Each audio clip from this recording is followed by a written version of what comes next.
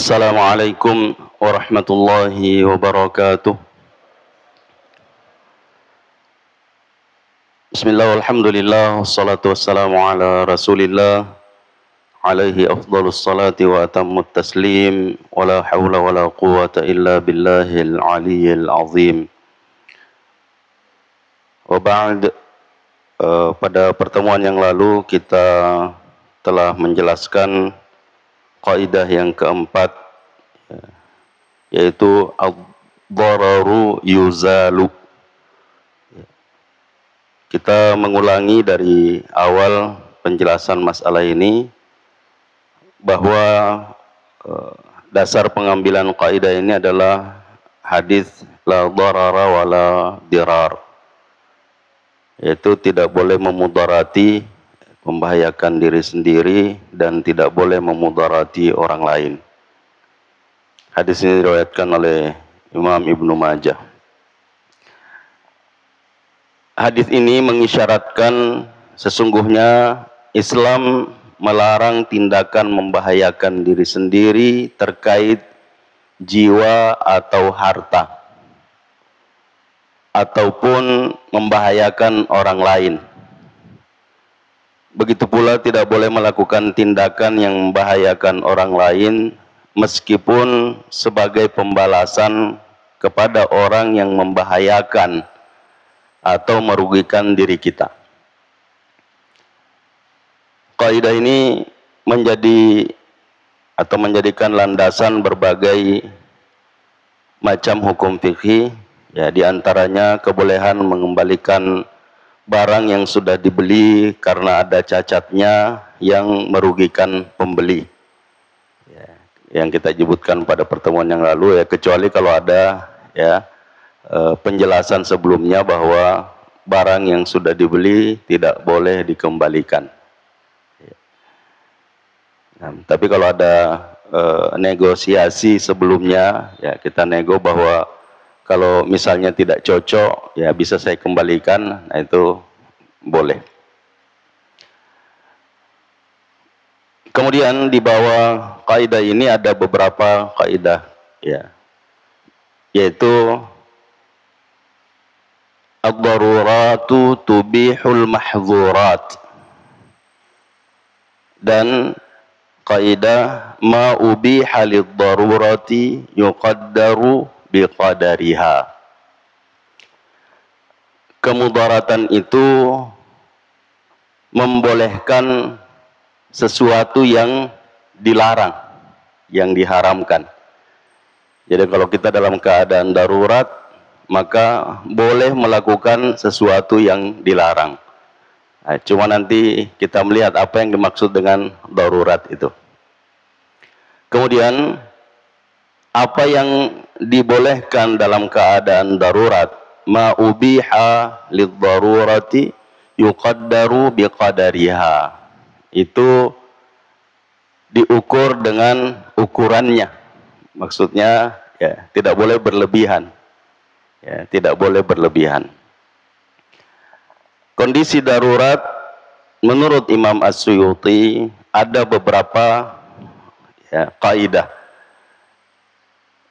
Yaitu yang pertama, kondisi darurat yang membolehkan sesuatu yang haram, yang tadi disebutkan ad-daruratu tubihu al-mahzurat. Ya. Kaidah ini berlaku dengan syarat ada darurat yang tingkatannya tidak kurang dari keharaman.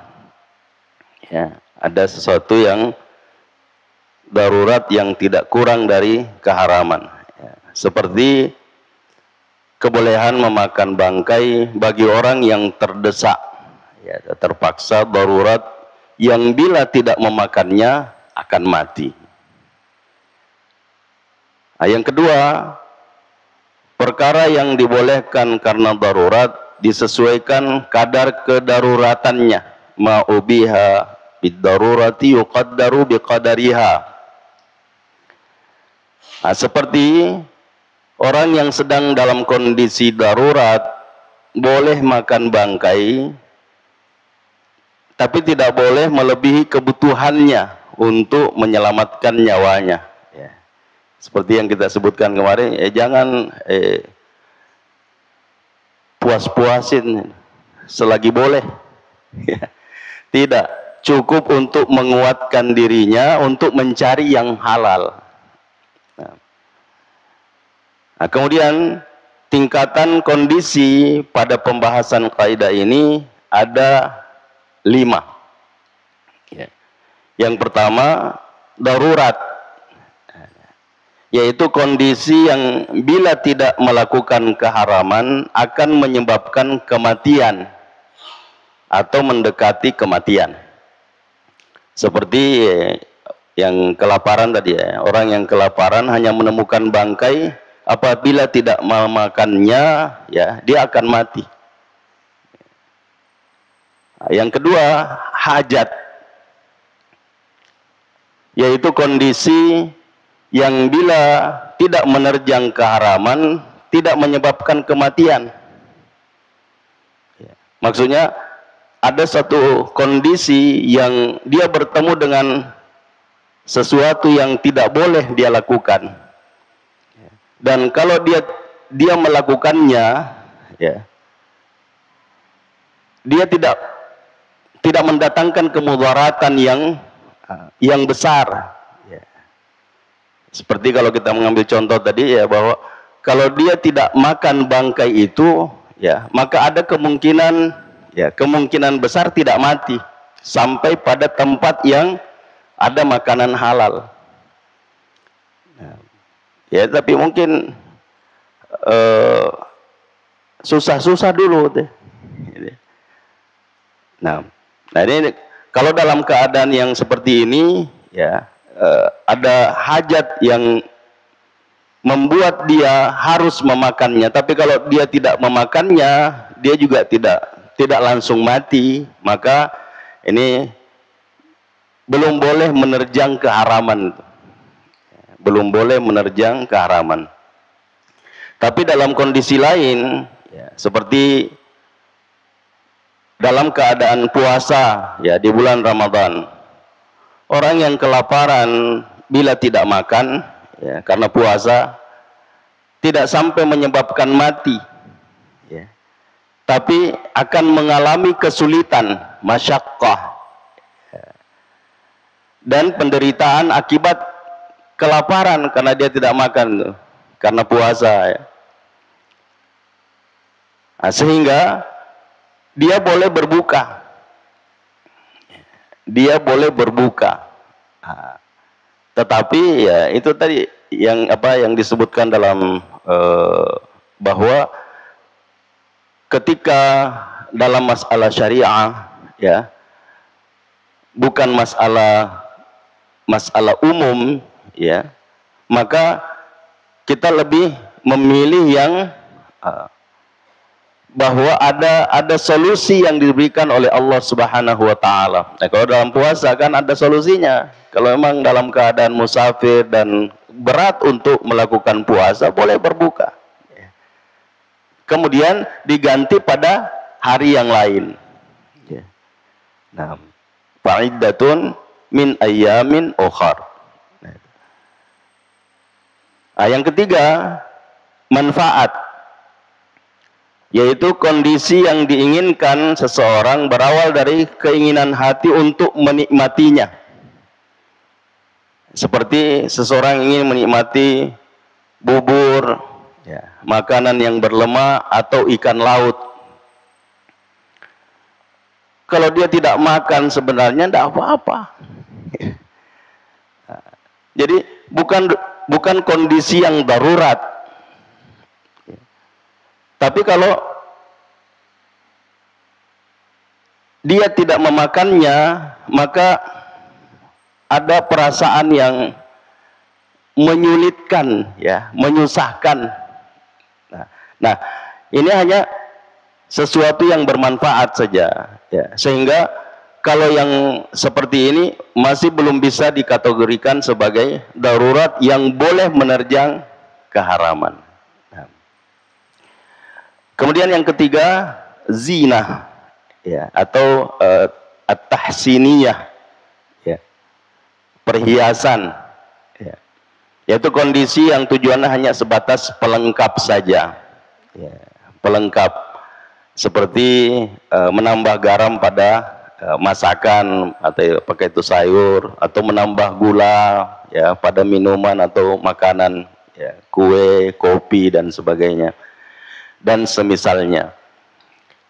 Dan ini mungkin di luar ekspektasi kita, bahwa ulama menyebutkan dari yang seperti ini itu dari dulu deh. Sementara dalam kondisi kita sekarang itu banyak sekali ya pantangan-pantangan yang disebutkan oleh dokter misalnya, ya, yang jantung kurangi garam, ya, kurangi gula misalnya. Kalau penyakit begini, oh jangan makan begini. Nah ini itu perasaan, ya, sehingga berat, ya. Kalau dia menerjangnya berarti, ya, bisa jadi, ya, mendapatkan sesuatu yang memudarati, ya. Tapi kalau dia tidak melakukannya, juga memudarati juga memudarati, sehingga dalam syariah kita, maka ini diukur oleh, ya, oleh orang itu sendiri, ya, bahwa kalau sebatas seperti ini, ya, kira-kira tidak terlalu, ya, tidak memudarati, ya, seperti yang biasa kita lakukan atau yang biasa kita kerjakan, bahwa Papa Saucina ya, ada muatu nama agak, ya, lepas burai ya. Meskipun biasa ada orang yang ketika di ya lepas burai, ya, macam itu Pak, tanekom pinat dingin ya, ketika kita memakan meskipun sedikit, ya, kita bisa merasakan itu, ya, orang yang misalnya kalau dia memakan kacang, ya, karena dia punya penyakit asam urat, ya, mau telumbah telulice minande, ya, bajana udah nauleng japa, ya. Nah, tapi karena macin nakale itu, terpaksa makan, ya, yang akhirnya memudarati, tapi kemudaratannya tidak menyebabkan kematian, ya, tidak menyebabkan kematian. Dan ini belum termasuk kepada sesuatu yang membolehkan kita menerjang keharaman itu. Nah, kemudian yang terakhir fudul, ya, yaitu kondisi yang bersifat keleluasaan, ya, atau yang biasa kita sebutkan ada yang disebut dengan kebutuhan primer, ya, sekunder, tashir. Nah, ini yang tashirnya, bahwa sebenarnya kalau dia tidak mengambil itu, tidak melakukan itu, ya, cukup apa yang ada, ya, cukup apa yang ada. Seperti contoh orang yang hendak berpesta dengan berbagai makanan yang diharamkan atau syubhat, karena misalnya undangannya itu memang ada yang non muslim, sehingga dia menyiapkan untuk makanan yang bisa dimakan oleh mereka yang atau minuman, seperti misalnya pesta yang menyiapkan minuman yang beralkohol, ya, tujuannya sama dengan biasa ada toko-toko yang menyiapkan itu dengan dalih alasan, ya, ini tidak diperjualbelikan buat, ya, orang lokal, ya, tapi kalau orang dari luar biasa cari, ya, kita punya stok, ya. Nah, ini masalahnya biasa disalahgunakan itu, ya, sehingga tidak boleh dikatakan ad-darurat, ya, tubihul mahdzurat pada masalah ini. Ya, kenapa? Hanya pelengkap, dan sungguh suatu hal yang luar biasa ketika seseorang, ya, mencari apa yang dia inginkan pada acara kita, lalu kita menjelaskan bahwa kita tidak menyiapkan itu karena bertentangan dengan keyakinan kita. Kemudian ma'ubihu lidh-dharurah yuqaddaru biqadariha. Ini ada kaidahnya lagi yang lain, ya, yang mengatakan kebolehan karena uzur itu akan hilang ketika uzurnya hilang.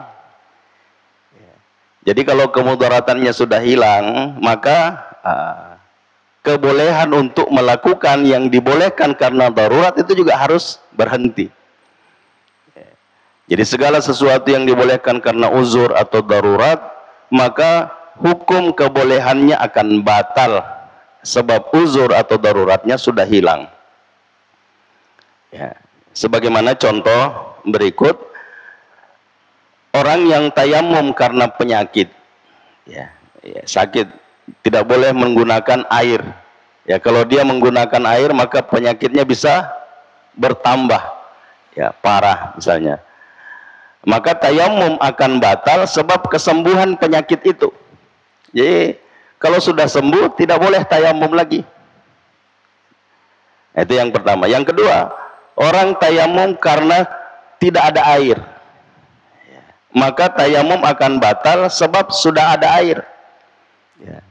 Idza wujidal ma batalat tayamum. Jadi kalau sudah ada air maka batal tayamum. Ya, seperti contoh yang kita sampaikan, ya, dua orang sahabat yang bepergian, ketika dia tidak punya air maka dia tayamum, dua-duanya tayamum, kemudian sholat. Sesudah sholat dia mendapati air. Kata sahabat yang satu, cukup tadi, karena kita tidak dapat air. Ya, seandainya dalam keadaan dia belum sholat dapat air maka batal tayamum, harus berwudu. Ya, tapi yang satu bilang masih ada waktu, masih ada waktu, sehingga dia berwudu lagi untuk sholat. Ya, untuk sholat yang sama yang dia lakukan dengan tayamum. Jadi yang satu mengulangi, ya, mengulangi wudunya, tayamumnya dengan berwudu lalu sholat kembali. Yang satu merasa cukup dengan apa yang sudah dilakukan dengan bertayamum.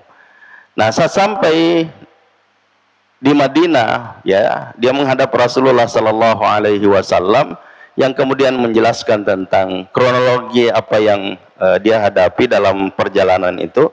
Lalu Nabi Sallallahu Alaihi Wasallam mengatakan kepada yang tidak mengulangi salatnya, ya, ashabas sunnah, ya, sudah sesuai dengan sunnah. Ya. Maksudnya sudah betul itu, ya, tidak perlu diulangi. Tapi bagi yang mengulangi, kata Nabi, ya, lahu ajran, ya, dia mendapat dua pahala. Ya, pahala salatkan dengan bertayamum dan salat dengan berwudu. Nah, ini juga sebagai dasar bahwa edek kegadiasa mulalo suruga.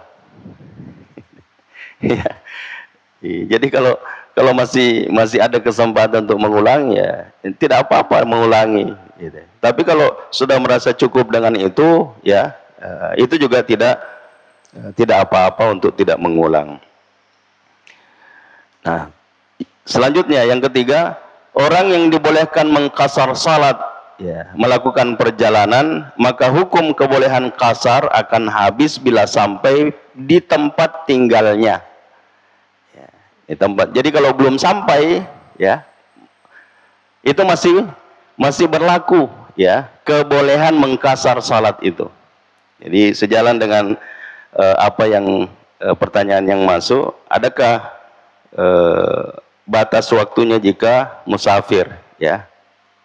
Yang kami kuatkan tidak ada. Selama masih ada keinginan untuk kembali, ya, berarti tidak mukim di tempat tujuan sana, ya, maka itu masih boleh musafir, ya, masih boleh mengkasar salat. Kemudian adakah jarak, ya, syarat bisa dikasar? Saya juga menguatkan bahwa tidak ada jarak, ya, tidak ada jarak. Jadi kalau sudah menganggap diri musafir, ya, maka setelah melewati batas, ya, batas tempat kita, ya, misalnya kalau kita di sini, ya, kalau sudah di Mangotong, ya, sudah bisa mengkasar, tuh. Nah, tapi jangan ini diambil sebagai dalih, ya, alasan kita ke sana mengkasar, ya, sholat zuhur, asar, pulang tidur. Oh, enggak boleh, ya. Ya, jadi itu innamal a'malu binniyat, ya, kembali kepada niatnya itu. Nah, jadi maka dalil yang kedua atau kaidah yang kedua tadi, ma'ubiha bid darurah yuqaddaru bi qadariha.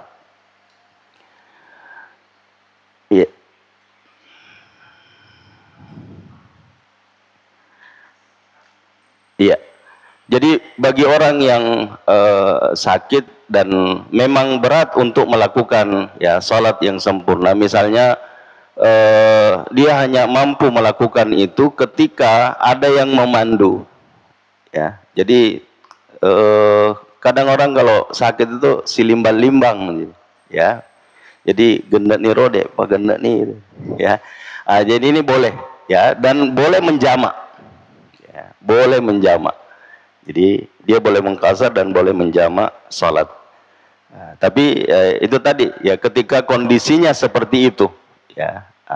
Jadi kalau ada yang mampu mendampingi terus, ya, ketika zuhur, ya, didampingi, dipandu untuk melakukan sholat 4 rakaat, ya, masuk asar 4 rakaat, ya. Tapi kalau tidak ada, maka dia boleh melakukan, ya, menjamak dan mengqasar salatnya, serta bertayamum, ya, boleh bertayamum. Nah, berikut, tidak boleh menghilangkan bahaya atau kerugian dengan tindakan yang berakibat membahayakan atau merugikan orang lain. Nah, seperti bagi orang yang terdesak, tidak boleh makan makanan orang lain yang juga terdesak. Ya, jadi kita tidak boleh, ada, ya, dia punya, ya, kecuali kalau orang itu adalah orang yang berlebihan, ya, dia punya kelebihan, maka ya boleh kita meminta, kalau tidak diberi, ya boleh diambil secara paksa, ya. Tapi kalau dia juga kekurangan, ya, kekurangan, kalau kita mengambil bisa membahayakan, ya, bisa membahayakan, maka tidak boleh, ya, mengambil kebutuhannya. Nah, yang kedua, orang yang kelaparan dan tidak menemukan makanan apapun, maka tidak diwajibkan, ya, memotong bagian tubuhnya untuk dimakan dengan tujuan menyelamatkan nyawa. Jadi tidak boleh, ya. Dan begitu juga, ya, tidak boleh memudarati orang, ya, misalnya kita, dan ini di luar apa namanya, ya, tapi ulama menyebutkan seperti itu, ya, misalnya ada orang yang naik perahu, ya, perahunya tenggelam, ya, dia tinggal terombang-ambing 2 orang di atas potongan kayu, ya, tidak ada makanan, tidak ada minuman, ya, minum air laut semakin haus, ya, maka bolehkah kita bergantian menggigit? Ya, dia memakan temannya, lalu yang temannya juga memakan. Tidak boleh, ya, tidak boleh. Nah, jadi itu tidak boleh membahayakan dan memudarati, meskipun dalam kondisi, ya, seperti tadi.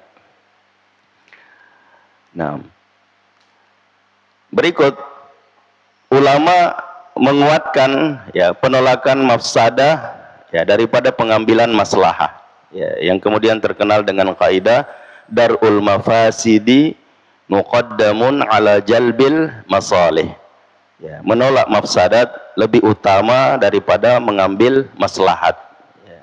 Jadi kalau ada manfaatnya tapi ada mudaratnya, ya, dan mudaratnya bisa lebih besar daripada manfaatnya, lebih baik tinggalkan.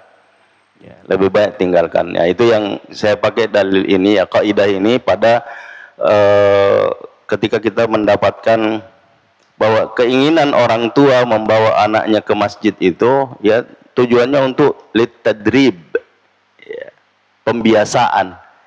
Ya, tapi kalau pembiasaannya itu belum masuk pada kategori yang disebutkan dalam hadis, ya, bahwa muru auladakum bis salati li sab'in, ya, wadribuhum biha li 'ashr, ya, perintahkan anakmu salat, biasakan anakmu salat pada usia 7 tahun, ya, dan pukul ketika dia sudah 10 tahun tidak mau salat. Dengan melihat itu maka dibiasakan, ya. Nah, biasanya yang sebahagian yang membawa anak itu bukan karena ingin pembiasaan, tapi karena tidak ada yang jaga di rumah, atau anak itu sendiri yang datang, gitu, Ya, anak itu sendiri yang datang.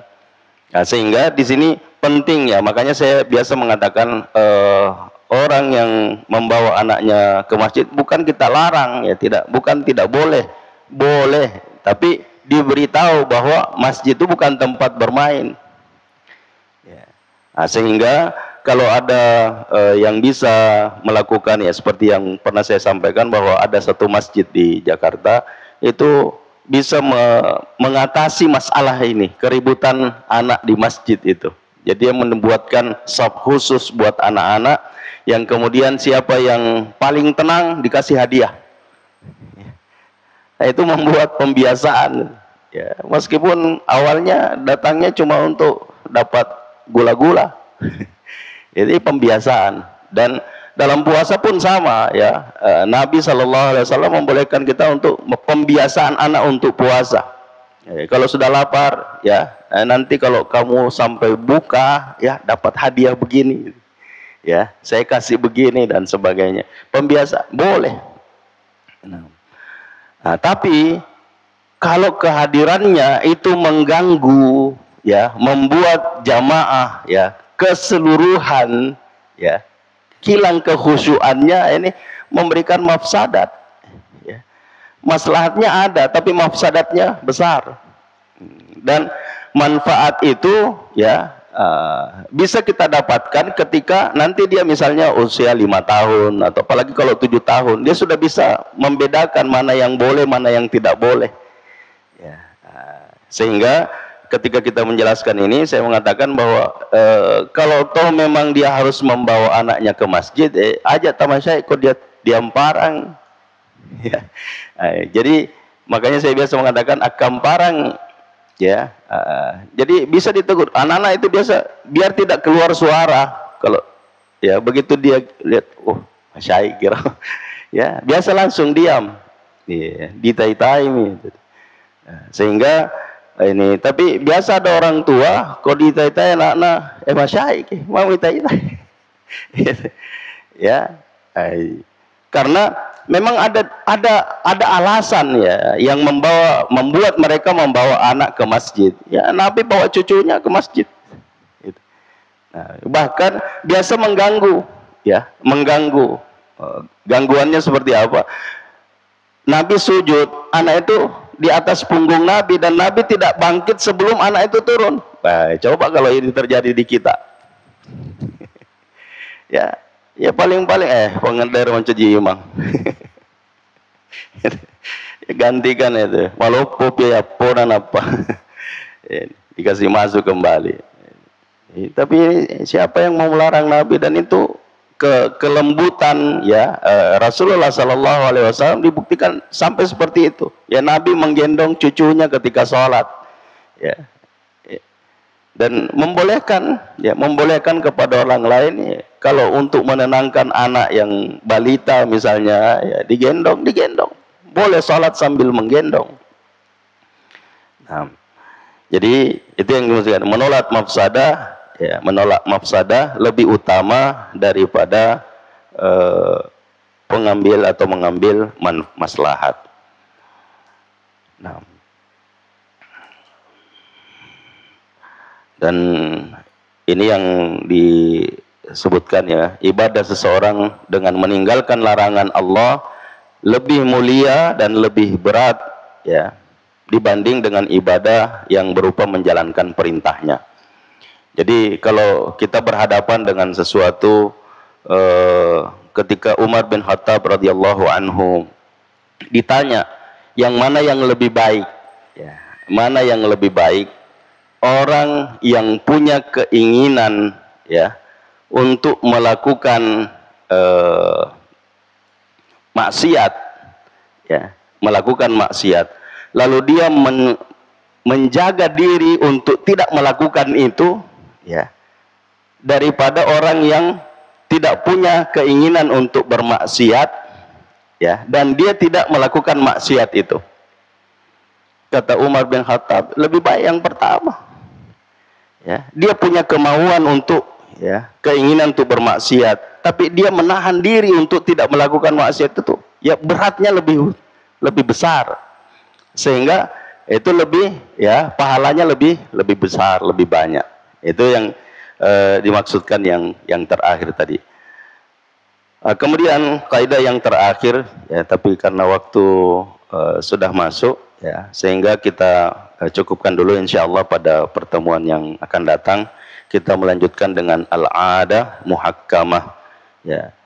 Jadi kebiasaan atau adat itu bisa menjadi hukum.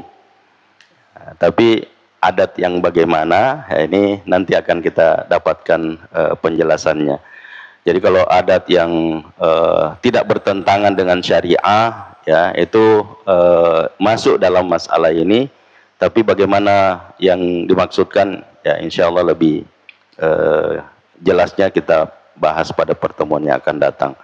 Adapun adat yang memang bertentangan dengan syariah, maka itu sudah pasti tidak dibenarkan ya. Contoh misalnya ada satu kebiasaan ya, adat di Irian sana ya, kepala rumah tangga ya atau bapak yang kehilangan anggota keluarganya itu harus memotong jarinya. Ya, ini adat ini, kebiasaan, dan itu berlaku ya, hukum adat. Jadi kalau ada yang meninggal dipotong, meninggal lagi dipotong.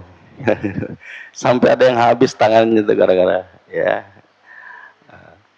Jadi ini bertentangan dengan apa namanya maqasidus syariah ya, maqasidus syariah, dan bertentangan dengan syariah kita yang menjaga jiwa ya, menjaga jiwa, hifdzu an-nafs.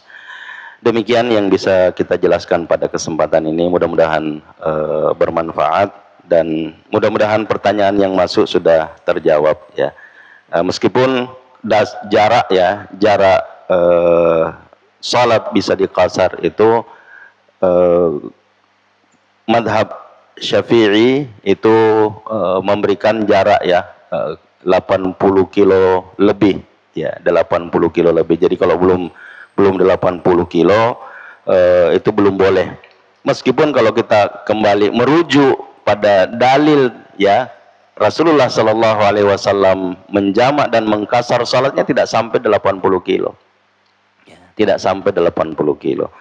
Ya, kalau kita melihat hadisnya itu hanya ada kurang lebih 6 mil, ya, 6 mil, dan 1 milnya itu tidak sampai ya, tidak sampai 2 kilo ya.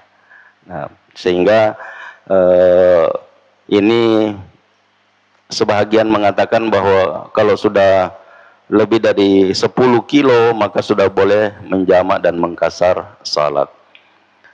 Nah, begitu juga contoh yang dilakukan oleh ya ketika Rasulullah Shallallahu Alaihi Wasallam melakukan perjalanan dari Madinah ke Mekah, ini kan safar nih. Nah, kan ada orang yang bilang kalau sudah sampai di tujuan sudah habis masa safar, ya sudah tidak boleh mengkasar lagi. Nabi ternyata sampai di Mekah ya itu tetap mengkasar. Kemudian dari Mekah ke Arafah ya, Arafah Mina itu Nabi mengkasar dan menjamak salat. Ya kalau kita mengukur dari Mekah ke Arafah itu tidak sampai 20 kilo ya.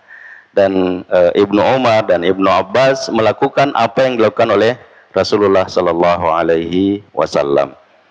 Dan juga sampai kapan ya, sampai kapan ya, ada sahabat mengatakan kami menjamak dan mengkasar salat sampai 6 bulan ya, karena belum ada kesempatan pulang ya, tapi masih ada keinginan untuk kembali, sehingga beliau tetap melakukan jamak dan qasar salat ya. Meskipun kalau kita kembali ke madhab ya, yang banyak di Asia Tenggara ini ya, madhab Syafi'i ya sampai 3 hari ya, 3 hari. Kalau sudah 3 hari sudah tidak boleh ya, menurut dalil yang mereka kuatkan.